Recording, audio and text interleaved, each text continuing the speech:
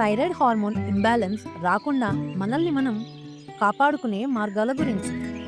ఇది మీకు బాగా అర్థం అవ్వడానికి నేను ఒక కథ చెప్తాను. రాఘవి ఒక 32 ఏళ్ల స్త్రీ. రోజు ఇంటి పని, వంట పని అన్నీ తానే చేసుకునేది. టైంకి హస్బెండ్కి అన్నీ సమకూర్చేది. పిల్లల చదువులు అన్నీ తానే చూసుకునేది.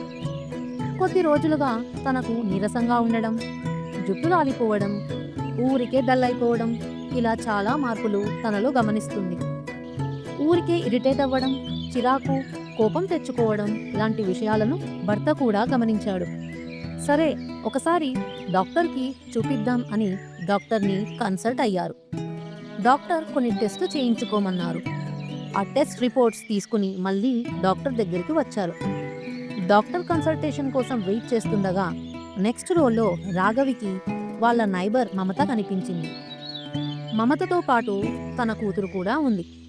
వారి చేతిలో కూడా టెస్ట్ రిపోర్ట్స్ ఉన్నాయి. రాఘవి మమతను ఏంటి ప్రాబ్లం అని అడిగింది. మమత కొన్ని సింటమ్స్ చెప్పింది. ఇలా వీరు గంటసేపు మాట్లాడుకున్నారు. ఆ గంటలో ఈ హెల్త్ ఇష్యూ గురించి, తెలిసిన వారికి వచ్చిన హెల్త్ ఇష్యూస్ గురించి మాట్లాడుకున్నారు.